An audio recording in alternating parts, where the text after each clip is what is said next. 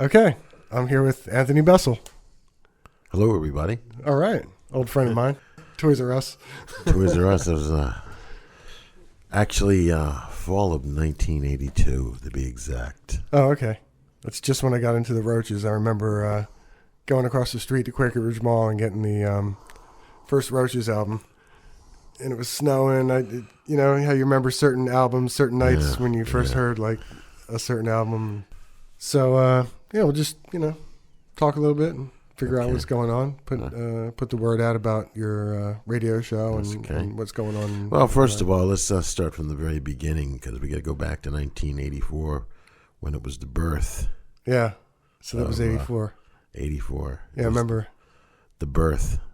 Actually, it was early 83 when I did that horrible program. Oh, you think it was horrible? Well, musically it was together. I just wasn't.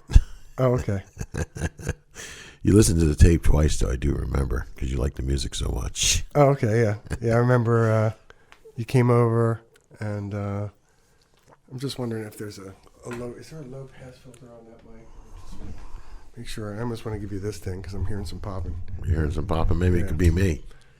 And I guess It was actually the 80s was the beginning of my radio career. Yeah, not long after that. Yeah, we want to call it that. And do you remember how we met specifically, or? Yes, we had an excuse to get out of work on a Saturday night to go catch Peter Gabriel at the Capitol Theater. Oh, is that right? That's right. How about that? I forgot about that, actually. Yeah, well, I don't know. I remember. I remember.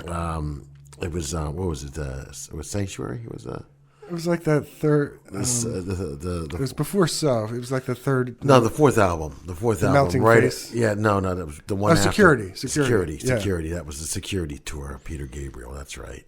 Okay, I forgot about that. So, but I mean, how did we know that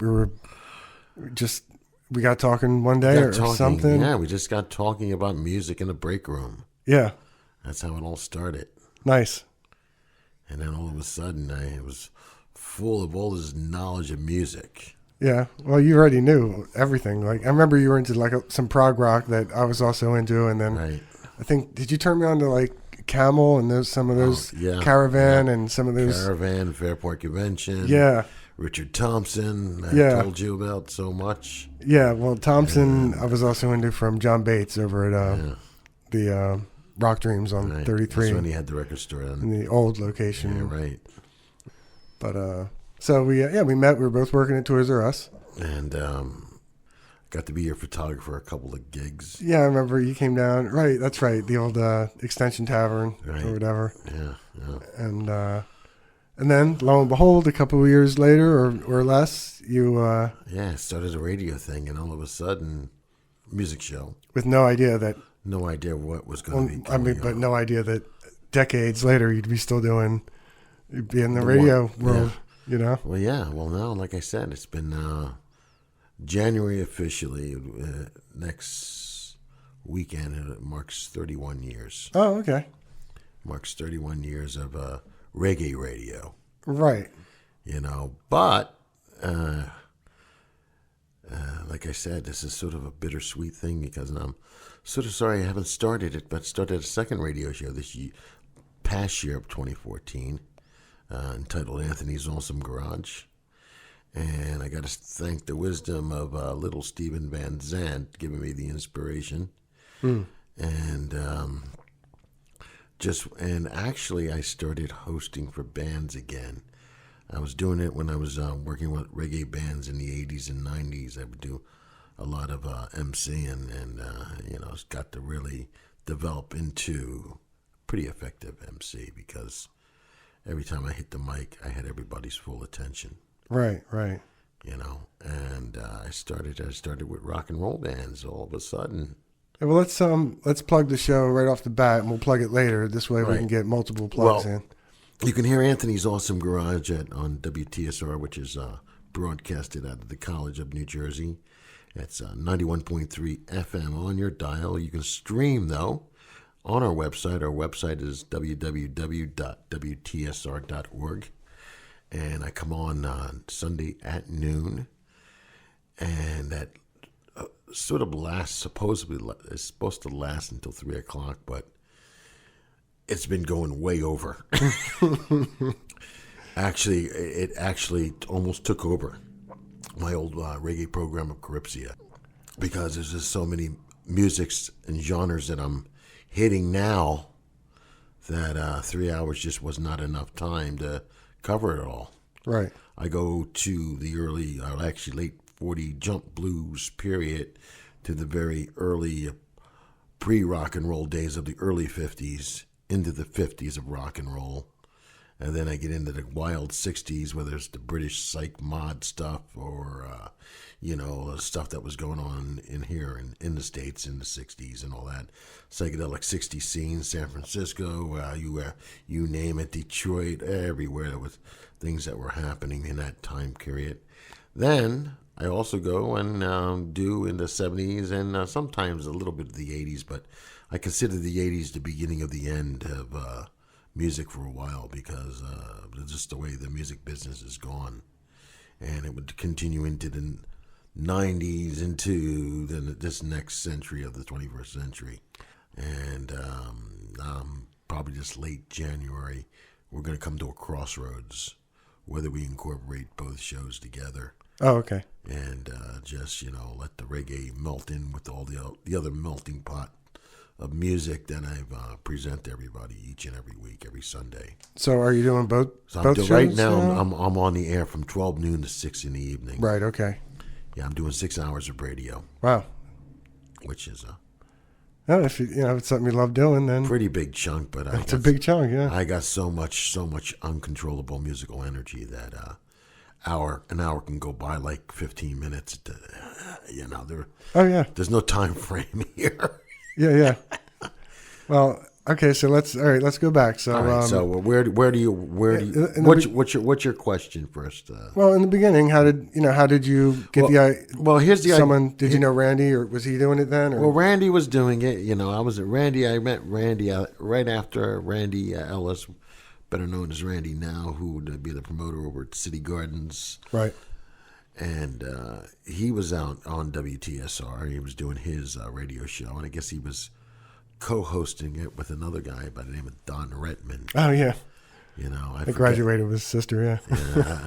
The Rettmans. Yeah, well, Rettman's one of a kind, that's for sure. And they were hosting the show, and so anyway, he invited me down one night, and I was sort of checking it out, and I was put me on the mic, and I'm sort of trembling at the mic because I'm like, I've never been on radio before. Yeah. And they, sort of like told me, hey, maybe in, winter break or something like that, you want to, see if you can get maybe do a radio show. So what I did, I hung out, and I all of a sudden started reading news for various people, so to get my speaking voice in order. Oh, okay. So I developed that, and then I got up enough confidence. So then, right during that winter break of 83, 84, December the 23rd to be exact, that was the night I told you to make that cassette. Right, you slept over here and then went to your job from here that night, I remember. Because I guess you were on like late at night. Oh yeah, we started at midnight. Okay, went on at 2. Right, so it made no sense for you to go home. You just came here and took a shower or something and went to work and grabbed the cassette that I made of your show. Oh or whatever. My God, I was listening to that. I was totally amazed. And then you still have that? No. Oh, okay. I was embarrassed by it. Oh, okay. I was embarrassed. I destroyed the tape because it was like I don't want nobody to even hear it now. Oh yeah, it probably wasn't that bad. Yeah, well, I'm hard on myself. You played a lot of like British power pop, I guess, like Nick Lowe. I played that. I'm trying to think. I played Long John Baldry. I think I started off with Long John Baldry. Oh, okay. Don't try to lay any bougie woogee on the king of rock and roll. That's what we started off with. Yeah. And okay, so did you go? Were you a student at the time? No. This is strictly community volunteer. Of course, this is Trenton State College. It's now the College of New Jersey. College of New Jersey, yeah. And was the station in the same spot? Or? No. We were down in the basement of the Brower Student Center. Now we're in Kendall Hall. Right. Okay. And so anyway, when that went about, I got to thinking, so many, people and kids that were going to school, and other people were doing like, musical genre shows, and there were too many like alternative music shows, and there were too many, punk shows, and But I said, you know what? Nobody's really going into reggae. Okay. Now, I go back to my roots about Jamaican music. It goes back to about 1968. Ah.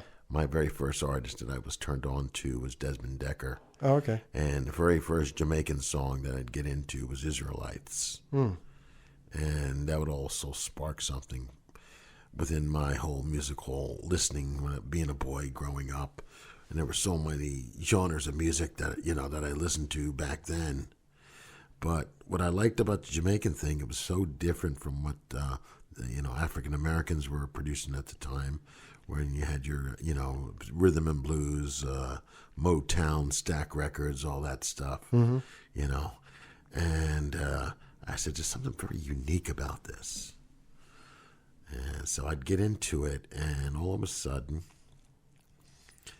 I would get turned on by Jamaicans. I would have their 45s or whatnot, and I start listening to all these other artists that I never knew even existed. Yeah, sure. People like Alton Ellis. Let's see, Alton Ellis was one. John Holt was another one. Bob Andy was another one. I would listen to Marcia Griffiths. The Gaylettes was another one. That was three female singers. There was just so many things that were out then, but it would all come to a halt. Come 1970, 71, when I would hear the first Bob Marley recordings. He was on the Upsetter label. Lee Scratch Perry was producing them at the time, and Bob Marley. It was like, wow. And what I like what Lee Scratch Perry did during those sessions is that he psychedelically produced Bob. Yeah. And it was like, so, nothing like I ever heard. So you were really into music at a young age. I mean, oh, obviously. very much, very. Well, I bought much. I bought my first 45 when I was 6. Yeah. What was that, and where'd you buy it? It was a Beatles record. There you go. It was. What was it? I think it was I Want to Hold Your Hand. Yeah, Meet the Beatles had probably just come out. And then and then when I 45 wasn't enough. Had to buy the LP. Yeah, Meet the Beatles. Yep. But yeah. And anyway, so. But no, let's stay on that for a second. What's that? You grew up in Central Jersey, or? Well, see, I was an Air Force brat. I grew up all over. Oh, okay. So I got to travel to Japan. I got to travel to parts of Europe. Being an Air Force brat, you get to go all over the place. You have a big family, like brothers and sisters? I have 4. I grew at the time. I was growing up with 2 sisters. And older? Both older than me. So probably that helped you get into music, because they probably had some music laying around. Yeah, that too, but not so much. I was into my own thing. Yeah. Because they end up liking all these other things that, I don't know. I was always a rebel at heart, it seemed like. Yeah. I mean, not to skip over anything, but I would later on, grow out of like the monkey thing and all that stuff, and really get into the more hipper stuff that was out at the time, like stuff like the Byrds. Right. I was heavily into the Byrds. I was very heavily into Paul Revere and the Raiders. So. Oh, yeah. Rest in peace, Paul. Just happened. We just lost him. But so it's obvious that we clicked then, because Right. But this is even before I got into the whole progressive thing. Yeah. The progressive thing was right after the psychedelic period would cease, and I figured the progressive thing really was like anything after 1970, where the 70s took the music into a whole different vein. You had you had progressive rock. You had a lot of gothic folk rock back then. You would have the glitter rock back then. And, But there were so many things going on at the time, and then going to shows. Right. My first show was when I was 10. Seeing live shows, seeing Cream. Cream was the first concert. Whereabouts? At the Philadelphia Spectrum, 1969. There you go. My first show was the Spectrum too. Kiss. 1969. Oh, speaking of Kiss, I saw their very first concert Oh, really? at the Academy of Music. Oh, that's fine. I just read about that in Paul Stanley's book. Yeah, New Year's Eve, 1973-74. Yeah, it was right. That's exactly right. They opened up for Blue Oyster Cult. That's right. And 2 years later, I just today read that. That's how ironic life sometimes is. Just today, I read Paul Stanley's chapter where he said 73 Academy of Music opening for Blue Oyster Cult, and then 2 years later, they opened for them on the Alive tour. Right. After Alive had broke, but yeah, that was the night Gene caught his hair on fire. Right. How about that? That's great. And on that show also, I don't know if it's in the book or not, but on that show also there was a New York glitter rock band by the name of Teenage Lust. Oh, no, I don't think he mentioned that. And then Iggy Pop also was on that show. Oh, okay. There were like four acts there that night. Oh, okay. And Blue Oyster Cult came on at midnight. Yeah. Yeah. Very life-changing. Yeah, yeah. So, and you were pretty young, I guess. Well, I was a sophomore in high school. Okay.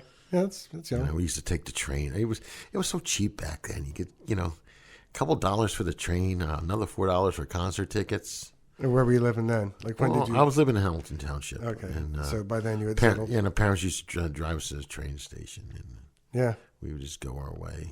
How about that? Yeah. And that lasted a good number of years. And then Trenton here, they had a concert series at the Trenton War Memorial, which I would see Queen.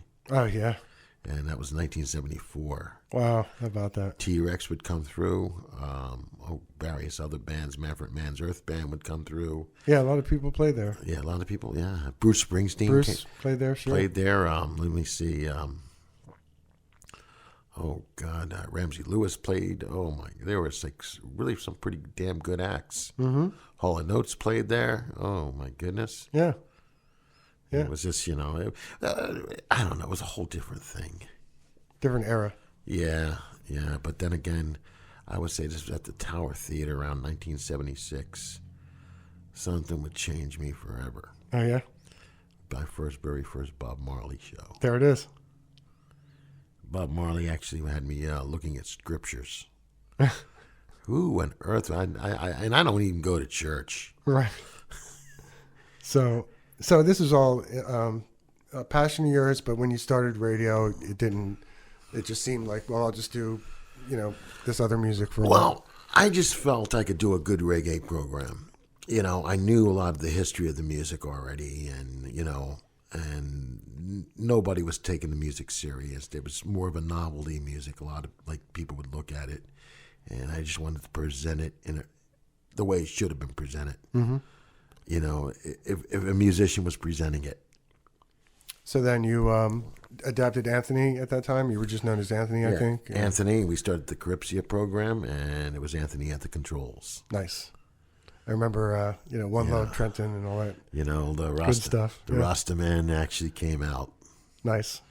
And I will share another thing that actually was an inspiration for the program. Going back to my hippie years that were very, mind-altering, that's all I'll say. Mm-hmm.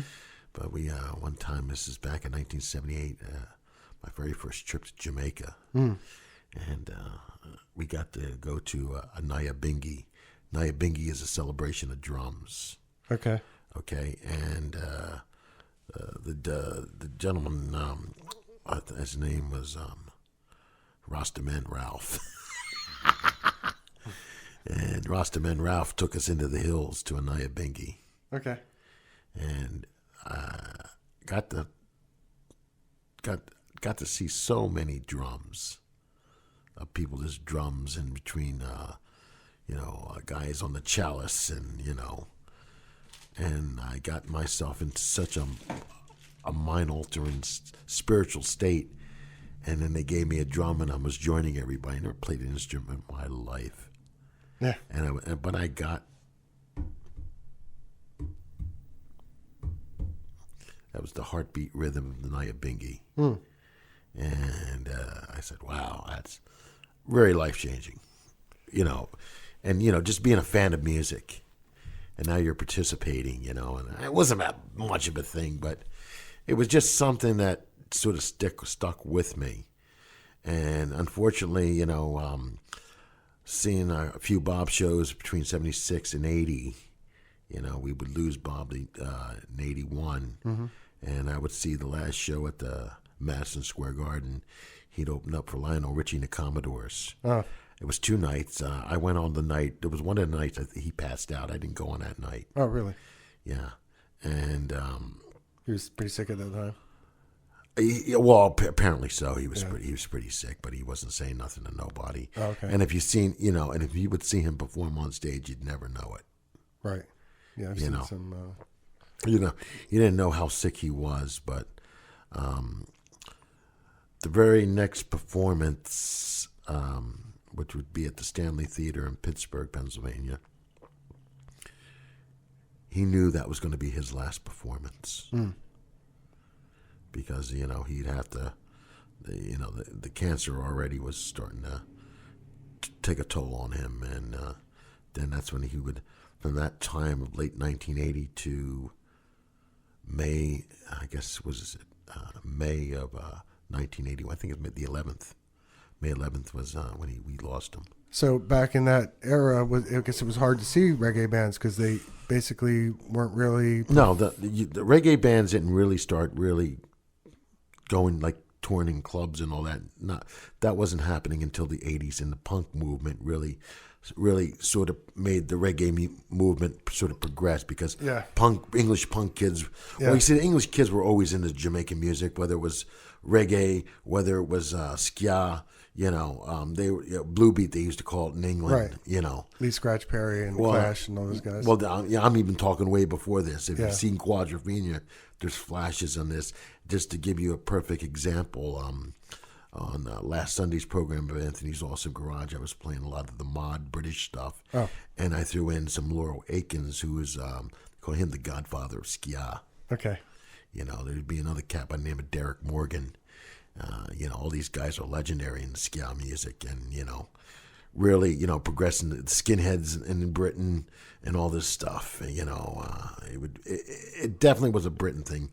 It would never catch here in America, even though they tried it in the '60s. A couple compilations came out in the '60s trying to push ska, it was even featured in the 1964 World's Fair.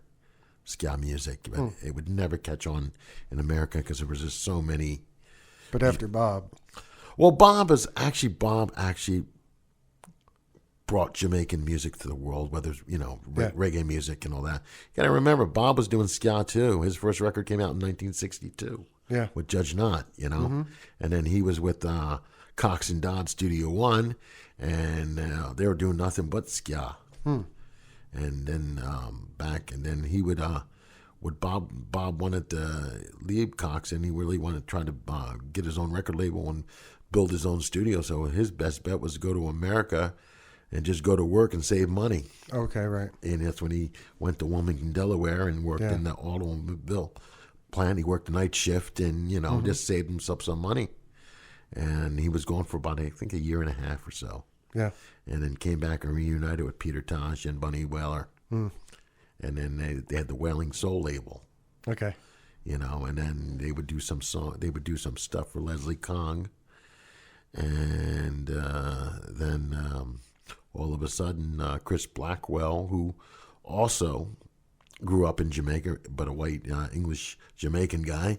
So, since you mentioned Bunny, I know you interviewed Bunny once. Right. Which is tried to find the tape. Yeah, it's lost. It's lost. It's shame. Lost. It's lost. What year was that? What do you remember? Well, that was during Bunny was on a tour of his LP. This was back in 1989, the Liberation Tour. Okay. Only played it a few places. It was at Radio City Music Hall, and the Scatolites opened up for that show. Okay. And I got to sort of catch up with Bunny. I got threatened by the press people saying, "You only got 5 minutes." Okay. Well, 5 minutes turned into about maybe an hour and 40 minutes. That's great. I love Bunny Wailer. Yeah, and the way, I had cut the interview with Liberation and all that stuff. I really, if I could remember the show, that had to be some of my best work. Mm-hmm. And do you remember anything specific, or did he just talk a lot? We just I just kept going. because I figured, who knows if I'll ever have another interview like this. Yeah. These moments, 9 times out of 10 don't come around a second time. Yeah. But it did for me, because from that interview of 1989, I would interview him not as long, but that was a 30-minute interview, and that's also lost. But in 1997, but I sort of felt Bunny at that particular stage in his career. I think Liberation was pretty much, as I could say it, pretty much the end of Bunny, of him being of songwriting and all that stuff. It wasn't writing to me the effective songs like the stuff like he did in Blackheart Man, and but then again the music, was changing, and dancehall was pretty much taking over a lot of the styles and all that stuff, and right. And sadly enough, I think made this other program come out was I was really starting to become bored with the reggae scene, because a lot of the music coming out, I didn't really care for it, because looking at it on the musician's standpoint, it wasn't very good. It's like any other form of music. Yeah. Where a lot of well, people... I think that actually got urbanized too. They really wanted to be sort of like rappers, and right. It got cross-spread with a lot of different styles. Yeah, and I just think it lost its, how can I word it? Its originality, its roots. Yeah. Somewhat, and I'm sure there's lots of good music still out there. It just see, the thing with a lot of reggae music has to be found. Mm-hmm. I went through some painstaking, and I'm not kidding, painstaking beats to get my music. Mm-hmm. Whether I went into the shops into the Bronx, whether I went into Brooklyn. Yeah, I had to go searching for a lot of this stuff. Yeah, because this is in the day before the internet, obviously. And oh yeah. So you wouldn't find these records in your record store. And how long did it take for the audience to grow? Well, back in those days, I started at 2 a.m. Oh, okay. To 7 o'clock. But you have to understand, City Gardens, all those places were happening. Yeah. Back then, and so everybody would get out of the club, and all of a sudden I'm on the radio. So it took maybe about a month to get the cult audience already started. So what night of the week was that? That was Saturday late night, Sunday morning. So sometimes you went from City Gardens to the show? I've done that. I would do, I would actually leave the show early because I had to sort of get there at least a half hour before 2 o'clock, but by 1 and all that, things were pretty much. And then did you work with City Gardens and the show to book? Yeah, I worked with Randy and even with Tut from City Gardens. He would do, actually, he liked reggae. He brought Burning Spear to Trenton. Yeah. And Eka Mouse, he also brought to Trenton. Toots and the Maytals, he also brought to Trenton. Yeah. Randy, and then Randy, that 1 year of 87, 88, Randy booked a lot of reggae because of me. Okay. Yep. So was that one of the big places probably one of the biggest places to see reggae, or the most? No. It was one of many, really. Okay. Because if you go to New York and all that stuff. Oh, no, I mean within this 30-mile, say, radius. Oh, right. Well, you had the Chestnut Cabaret at the time, too, also booking reggae out of Philadelphia. Yeah. That's a major city, though, for Central Jersey. Right. Yeah, there wouldn't, no, I would say that would be about it, because there really wouldn't be that many places in Jersey to catch reggae. Did you see the City Gardens movie yet? No, not yet, no. I haven't seen that. No. In the book, is there anything worth noting in the book related to reggae or anything? That's just more or less punk. No. Reggae's not even mentioned. No, it's just Punk and Randy. Not much about Frank, but they couldn't really get him. No. Well, Frank's a very uncooperative person. Well, he's got his reasons. Oh. I know Frank very well. Oh. I just saw him the other day, and his daughter's in a band now called Molly Rhythm. Might as well give them a little plug here. But and what did they do? I don't know. There's 2 girl singers, and they do kind of an alternative, not punk, but an alternative. You know, speaking of Frank, they used to have like sort of rock bands play at the Olden movie theater. Oh yeah, on Olden Avenue, and right. Frank was on stage. I didn't even know it. Frank plays keyboards. Keyboards, yeah. Yeah. He wanted me to fix his B3. It's sitting in his living room. He said, I said, yeah, I remember going to the Olden. He goes, you went to the Olden Theater? Yeah. Ooh, you saw me on stage, he said. Yeah. Yeah, I like talking to Frank a lot. He's it's good to hear that he was supportive of the reggae. Yeah. Oh, yes, he was. He was. He liked the music. He liked the music. I mean, not to take away from Randy, but no. Frank was important too. No. Frank, look, there was no Frank, there wouldn't have been no Randy. That's right. Whether Randy would find another place or not, I don't know, but Yeah, well, I mean, there might not have been a Jon Stewart. Who knows? I mean, a lot could be said. And, but so you're doing the show, and I guess just I am seeing. I hooked up with a lot of reggae bands over the years. Locally, I still work with a reggae band here. Guy's local too. He used to play with one of the greatest reggae bands to come out of Jamaica. The band I speak of is Studio One band. The gentleman I speak of is Mr. Larry White. Larry White. Okay. We just did a show over at McGuinn's a couple weekends ago. Oh, really? Because I saw him there like a couple years ago, actually. Yeah. And. Yeah, and I met one of his friends, and I went over to his house to record. You might even know the guy. I forget his name now. Yeah. But Larry was supposed to come over that day, but he didn't come over. So you probably know the guy I'm talking about. I don't. But yeah, I've heard of Larry White, and they were really good. Yeah. It was really. He's like authentic. Yeah, Larry's the real deal. Yeah. Larry's the real deal. So who have you interviewed? Other than Bunny, who have you interviewed that I stands out in your mind? Jimmy Cliff I interviewed. Let's see, Israel Vibrations I interviewed. Burning Spear various times I interviewed. Marcia Griffiths I interviewed. Judy Mowatt I interviewed. Wow, that's an impressive list right there. And, let me see. And it's great that you can... I would have interviewed Peter Tosh if he didn't get shot. Oh, okay. I did get to meet him, though. Yeah? Yeah. A month before he got shot. Did you read... There's one book I read on him.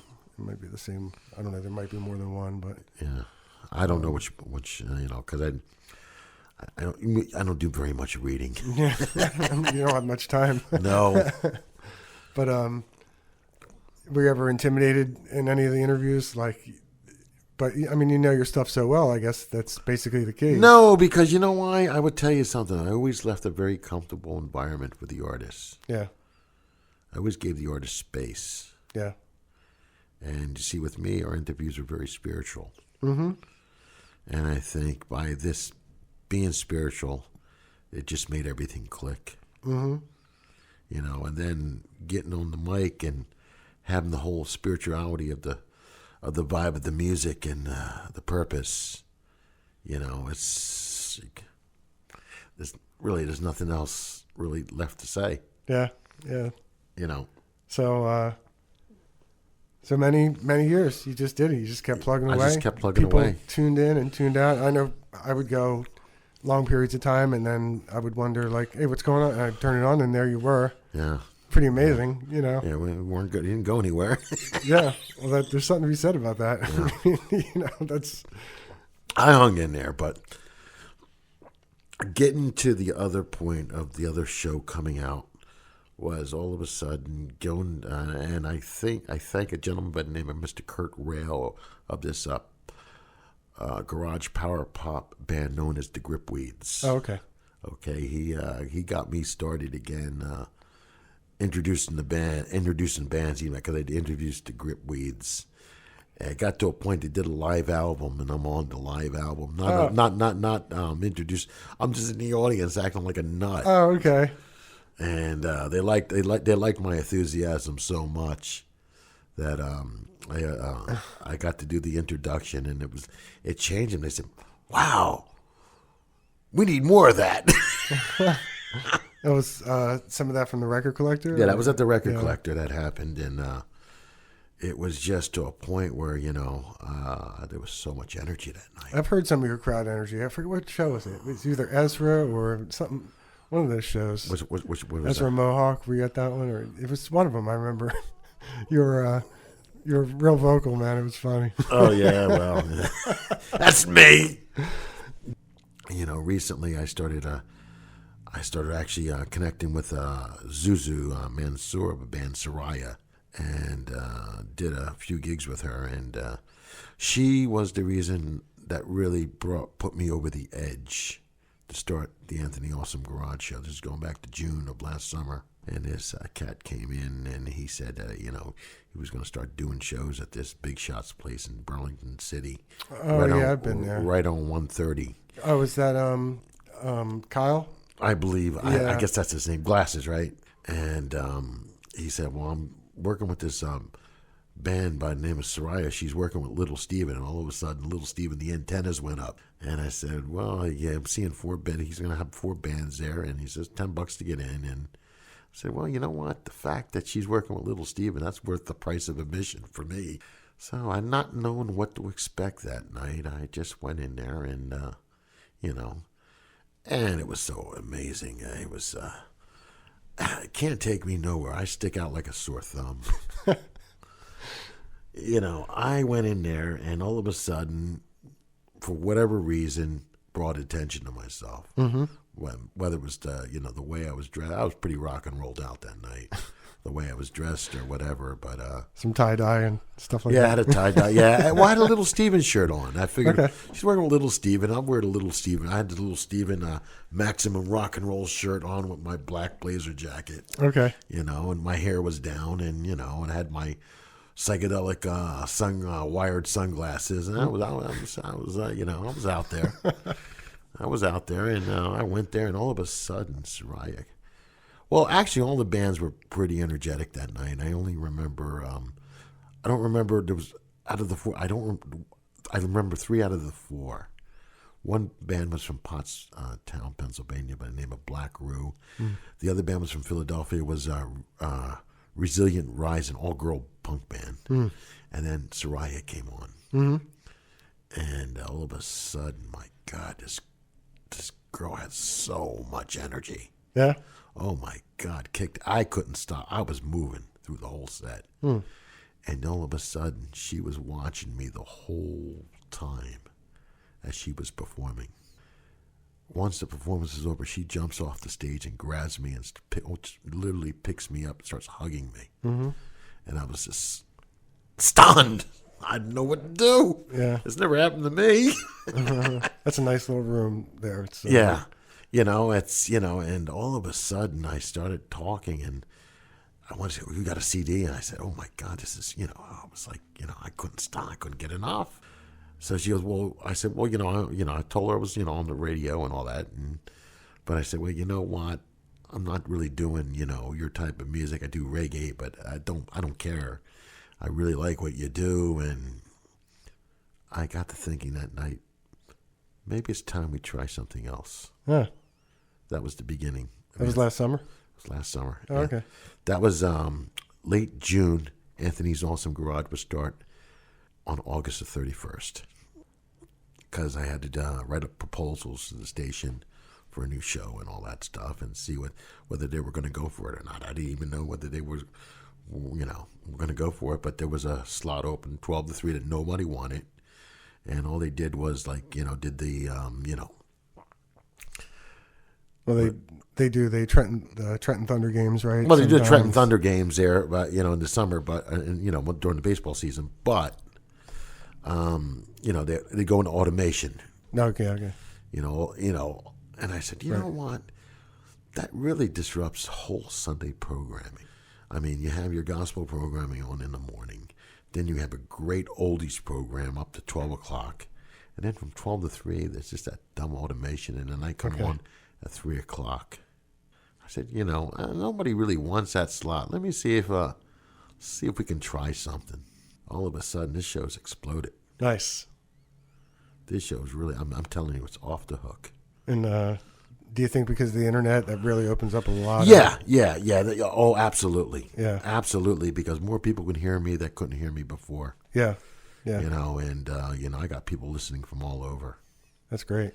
I mean, there's, even artists check me out. I mean, I can't like say, well, yeah, I used to be a downer back in the day when we didn't have the internet, and well, yeah, I can only go so far, and I can make you a tape and you can listen to it. Yeah. But now, no, you can just go to your computer. Yep. Yeah. That's great. So, Soraya, is that how you say it? Yeah, Soraya. And it's Soraia. And is her show coming up at the Record Collector again? Or? Yeah, she'll be back at the Record Collector on February the 7th, but I'm going to be going to the Brighton Bar on Sunday night. She's playing up there with a band from Tokyo, Japan, I think by the name of Astor Place. And we're looking at dates. I've heard of them, but yeah, I thought they were from New York for some reason. I don't know that much about them. Yeah, maybe. And I'm not going to go. I'm the type of person. I won't go actually looking for. I like if I'm going to a show, I like to be surprised, and I'll just go there and just check them out and see what happens there tonight. Like I went to see Soraya. I knew nothing about Soraya. Yeah. And just went there, and all of a sudden, right. Look what happened. Yeah. And she was like, I had them down to the studio back in December, but I'm trying to think of the exact date because they opened up for the Dickies over at the Open Art Stage Theater in down with the Drugettes, who were going to be on my show a week from this Sunday. Oh, okay. Yeah. They just interview, or can they do acoustic sets? Oh, they're going to be doing acoustic and interview, just the same as Soraya.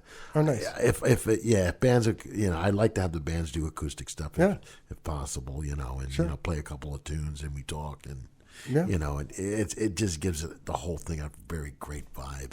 Yeah, it's pretty great. But anyway, she was on there. They had such a great time on there. Yeah. They were just digging my tunes I was playing. I was playing a lot of vintage stuff, and they were like, I was totally blowing them away. So how did Little Steven in general, other than... Well, I was a fan. Look, let's face it. I got satellite radio in the car, my satellite radio in the car right. back in 2004. And all of a sudden found Little Steven's Underground Garage. Yeah. And like I said... I'm such a hardcore fan of the plays just a lot of incredible stuff. Very incredible rock and roll. Yeah. When they say maximum rock and roll, it's maximum rock and roll. Yeah, he's also, of course, a big music fan. Oh yeah, exactly. I mean, he put the Rascals on Broadway. Yeah. I mean, that's all him, which I did get to see. I talked to Richard Heyman, who's in the Doughboys, right? And their songs got like Song of the Year, most awesome song. What they call it, most awesome song. No, the coolest song of the week. Coolest song in the world or something. The coolest song in the world for the week. Yeah, the 16th. But yeah, the Doughboys, lots of energy. And there's an offshoot of the Doughboys, Plainful Slim and the Groundhogs. Oh, okay. Yeah, which, they're they're more of a Delta blues type of rock and roll than the Doughboys are more of a garagey type of thing.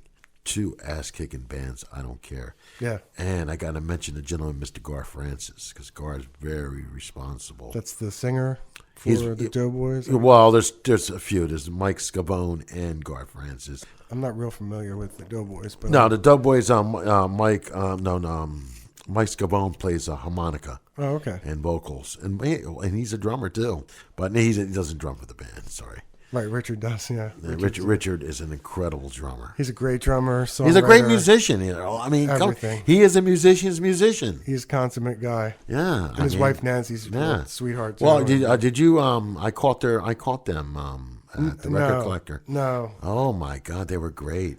I wanted to go and I got about 7 or 8 Richard Heyman CDs. So do I. Maybe you have some of the ones I don't. Well, he gave me a few, and then I had Hey Man from way back in the day. Yeah. And so now I have a bunch of them. But and his book. I got his book too, which is funny because when you talk, it reminds me of him in the sense that you saw these great bands back in the era where right. Yeah. He talks about seeing all these shows at the Fillmore and. Right. And all these classic shows. I only saw one show at the Fillmore, but that was at the end of the days of the Fillmore. That was when I went to see the Byrds, Elvin Bishop. Yeah, Richard's a big Byrds fan too. Yeah. You can hear that in his sound. Yeah. Let's see, who was on that show that night?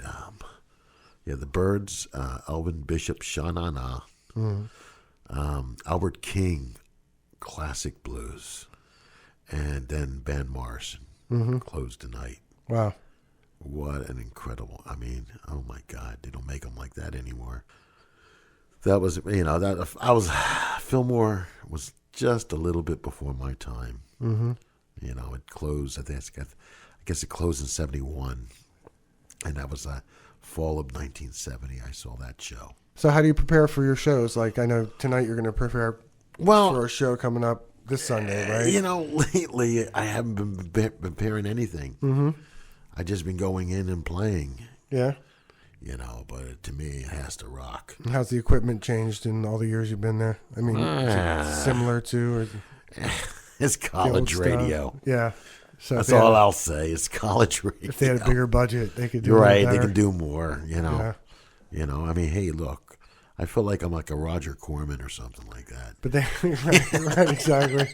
Yeah. The Ed Wood of. No, I'm a little better than that. Yeah. But do they have advertisers though, right? Yeah. They do, and that's why they did that nightmarish thing with the Trenton Thunder to get money for the station. Oh, okay. I just think it's a shame because I think because of that we lost a lot of listenership. Oh, I don't think too many people listen to it. I could be wrong. I mean, if you go to the stadium, stadium's half empty. Who the hell would be listening on the radio? Yeah, who knows, right? I bet, hey, I'm not a baseball fan. Is there a way to tell how many people are listening? Is there any kind of electronic means to do that? Or I'm sure there is, but not so much on. It's never shared. It's never shared with us. Yeah, just the internet, not the airwaves, because you could not really tell. I don't think. It all depends how many hits we had per show or whatnot. It comes in clear though. I mean, it's a pretty strong station. Yeah. I mean, granted, I live close by, but yeah.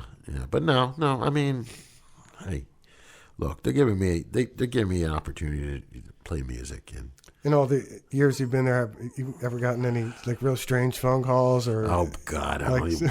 What's a anything come to mind like? No, none that I want to talk about. Yeah, you're right there, so anybody could pick up a phone. Yeah, exactly. And call in, and anybody ever get like pissed off? Oh, absolutely. Yeah. I mean, you're going to find you pronounce that wrong or something like that. Everybody wants to be. You always get the listeners that want to be a critic, and and the thing about it, they can be critics, but then again, hey, why don't you get behind here and try to do this? Yeah, I went down to Randy's show once, and because there was a Japanese band coming to Record Collector, and so I spun some Japanese stuff, and someone called up, and it was like a female Japanese singer, and this guy called up to Randy and said, "Yeah, that last song scared my cat." I was like, what are you gonna do? No, I don't know. It's but it's this whole thing's in my blood now.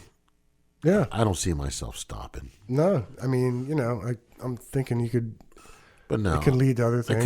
Possibly. But I don't know. Since I started this other show, I'm not putting any limits on possibilities right now. Mm-hmm. I just like being there. I like the energy. I love the music. Yeah. And I know I feel the music. And the only reason I'm going to tell you why I felt the music, the person who's taught me to feel the music was Bob Marley. That's great. And that's why I feel the music. And that's why I think a lot of our artists feel what I'm throwing off at them. Yeah. I think you've done some Marley shows, right? Where just Marley and oh yeah, count. Every year I the whole month of February for Black History Month. I mean, Bob's birthday, being February 6th, the whole month. Well, it would go into 6 weeks. I'd end up doing 24 hours of Bob Marley. Yeah, combinations of 3-hour Sundays. And this is from Bob Marley's first record. I even got into parts of him rehearsing in studios, right, even before the end. How has the campus changed through the years? That I think now it's not as fun as it used to be. Oh yeah. I don't know. Maybe it's they're trying to have a more conservative image or whatnot. Oh, is that right?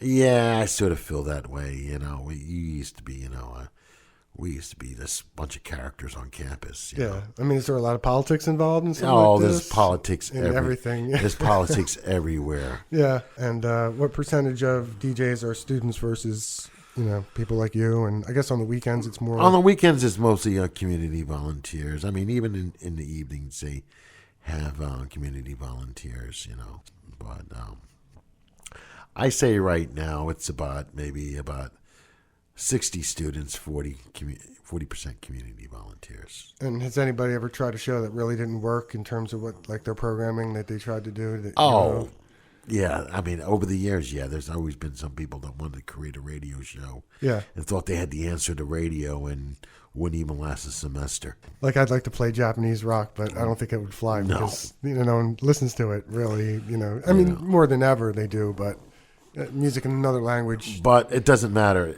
That's part of Anthony's Awesome Garage. Yeah. I get into psychedelic music from Cambodia. Yeah. No, I heard some Japanese garage rock on your show a couple weeks ago. Yeah. And, even being that I lived in Japan for a few years, growing up as a boy, and I have a passion for any type of Asian music and anything that's Asian. Yeah, well, you have a passion for music, which is why we've always got but so it's well. And, I know, but when you mention that part of the world, I just find that. The Oriental people being very, very, very mystic, and they work so hard on what they do. Mm-hmm. There's so much drive, on what they do. There's a certain attention to detail and right, very, very, very detailed. I had this one, and I wish I had the CD to show you. Sings like Elvis Presley, and the guy was out in the late 50s, early 60s from Japan.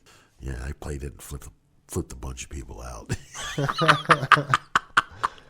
I wanted to get you on mic because you're one of my oldest friends that in music circles, and you have a great show and you definitely have something to promote, and you can never get enough listeners. It can only get more and more listeners. No, but like I said, we're gonna late January is gonna be.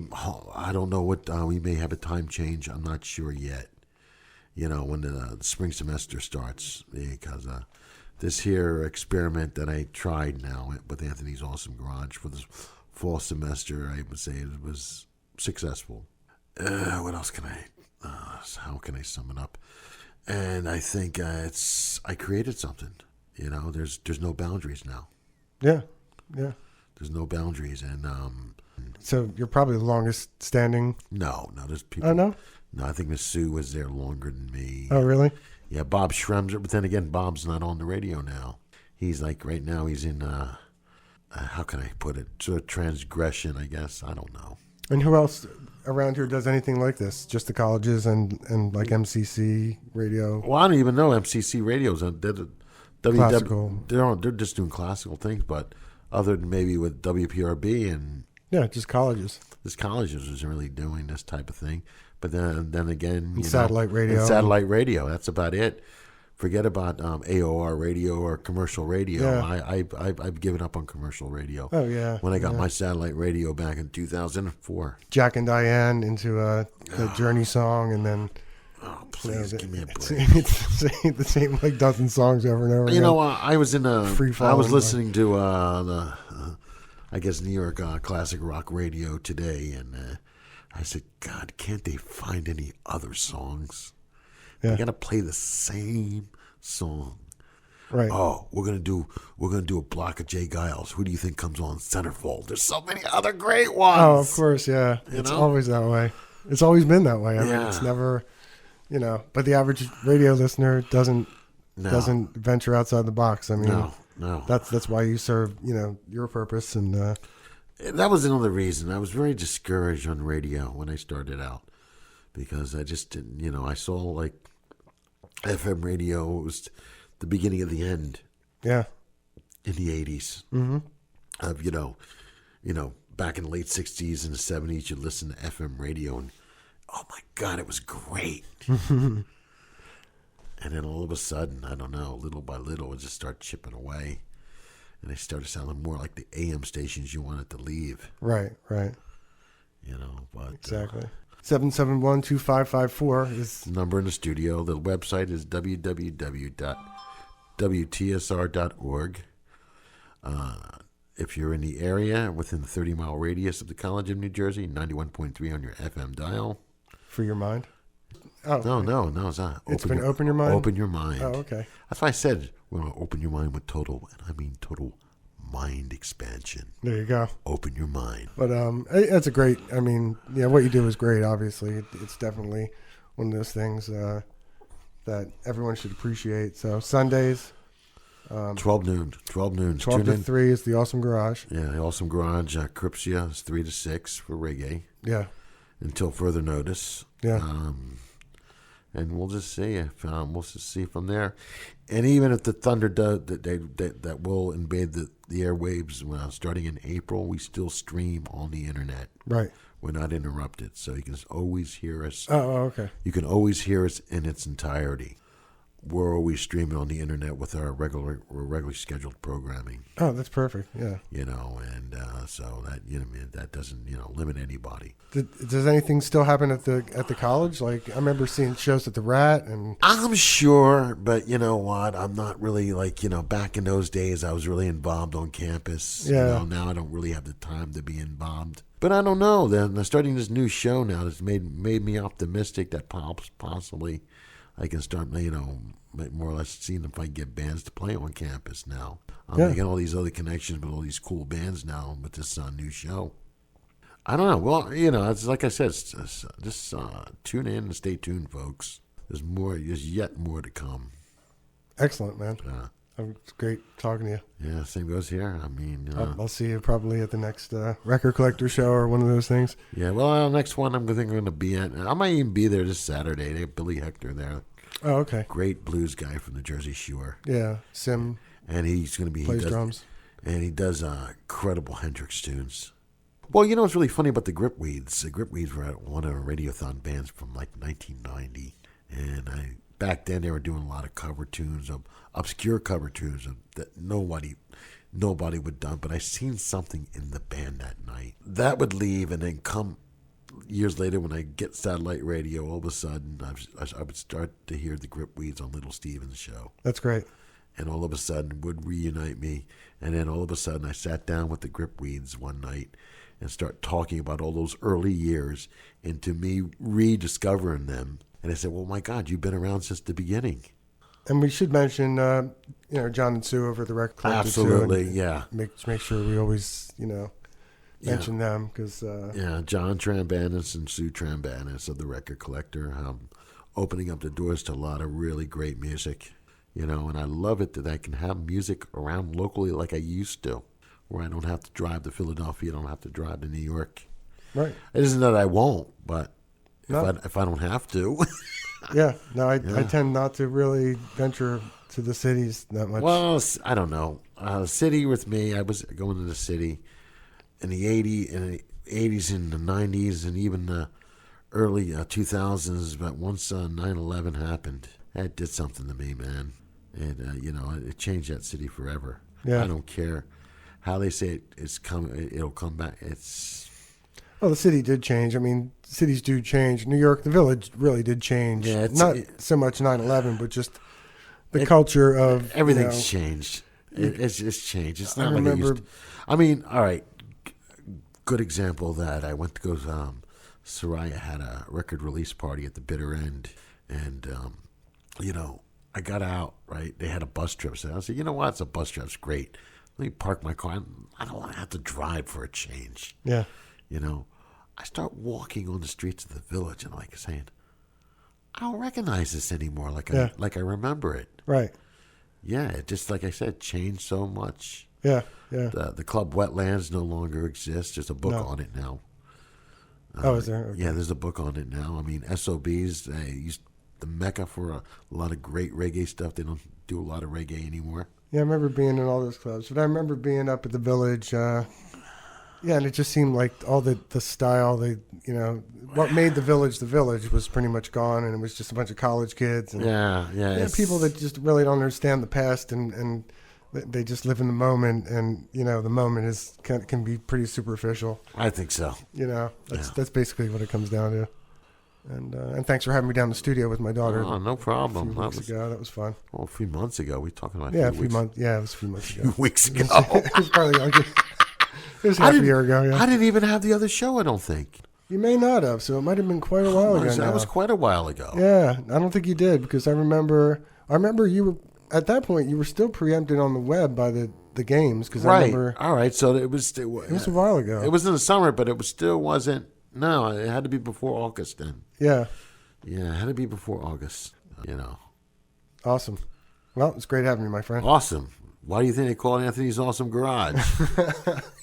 Well, you got a great radio voice, man. My voice is, kind of weak. I never had a strong voice, It just takes, but really it's just the passion, when you believe in something, Yeah. you have a passion about something. If say something did come out of this and I give my teary-eyed speech and all that stuff, that's going to be the first thing I say to people. Never stop believing. Never stop believing. No matter how many people will discourage you, never stop believing. I don't know. There was one time, I was off for a little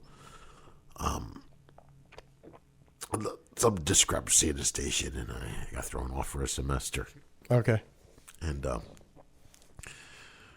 oh my God, it was horrible. Oh yeah. You're doing your show for yourself and what home was in the funny? This was so funny about it is I left the airwaves when I did my Bob Marley special, right? And then I came back during Bob's passing. Oh, exactly. Bob's passing. Right. I came on that very day. Okay. Which was May. That's why I remember May 11th so well.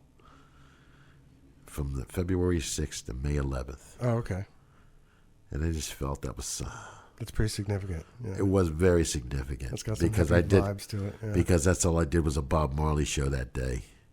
Yeah. And played music against the people that caused the whole situation. Yeah, you have to turn me on to some more Bob. I mean, I've got a bunch of Bob, and I go in and out of phases where I listen to him. But I'm not an authority by any. That's like I said. If you ever had gotten the opportunity to listen to any of my specials of the history I go through. Yeah. And I'm talking about the beginning of stuff, and him doing the Archie Sugar, and Peter doing the Elton Chilton and the box tops and things like that. Right. Well, I just the Larry White's friend, I forget his name, but I would say that Bob was influenced by Curtis Mayfield and stuff like that. Oh, absolutely, yeah. But they disagreed with me. They said, no, you got it wrong, man. It wasn't like that. Yeah, no. Curtis Mayfield, a very, very important individual in Jamaica. Yeah. I'll say it firsthand, and you know me, I call him as I see him. Yeah. No, Curtis Mayfield was such an influence. Yeah, and I don't know why. That's why I got it now on Anthony's Awesome Garage. I'm bringing out so much classic impressions and things of that nature now because I die for that stuff. Yeah. Oh my God! I mean, I think about it and I get the chills. Mm-hmm. I did something. I got to go back on my MP3 and listen to what I did. Yeah. I did an impression song this past Sunday, and it was in with the mod set I was doing, and I was throwing Marvin Gaye in there, and I was throwing the impressions in there, and I threw the Supremes in there, and Martha and the Vandellas in there, and oh my God, it just killed. Yeah, see, there's the passion, man. Yeah. That's what it's all about. You can't. You mentioned it. What did I do? I just gave you another story. You can't fake that stuff. No, I mean, if you didn't have that passion, you would not still be doing it. No, basically, no, you would have. no. It would have been a fast passing thing. No. This is I don't want to call it an obsession. It's more of it's more like you said. It's a passion. It's not an obsession. Another thing, you have to mention something. I'll mention this right now because it was watching a documentary on Ginger Baker. I saw that one. Right. But you remember when he was with with the Graham Bond organization? It's mentioned in the documentaries. This is pre-Cream now. Oh, yeah, right, okay, yeah. Well, I said, well, God, nobody plays Graham Bond anymore. And it made me go out and all of a sudden, research all this Graham Bond stuff that now I know nobody has. And all of a sudden, Graham Bond has connections with one of the greatest Jamaican musicians by the name of Mr. Ernie Ranglin. And he was doing sessions with Ernie Ranglin in the 60s. I said, wow. It just, it's limitless. Yeah. I mean, it just goes on and on and on. There's no stopping this. See, with me having that reggae connection, it gave me that world connection. And you know what? Music is universal worldwide. And that's why I have to give Little Steven his due. I mean, if it wasn't Soraya, the band Soraya that night, and Zuzu put me over the edge that night, that never would have happened. That's cool. That's why he got Destiny. Yeah, it trickles down like that. Little Steven to Soraya to inspiring you. And That's why you got to leave the house. I have to remind myself that sometimes. I always got to leave the house. When you get out there, you never know when you go into some place. You don't know what you're going to run into. Most nights it's not life-changing, but she was incredibly, and then when she heard my show, I mean, she was so moved that doesn't get any better than that. Nice. That's a good plug for them. We'll make sure we get some links up there. And thanks again, man. Okay, there. I appreciate it. All right. Tours are us forever. No. I think I worked at the bike rack, I remember, and hey, good times, man. I'm glad we're all still around. Yeah, because we still talk about it, yeah. Yeah.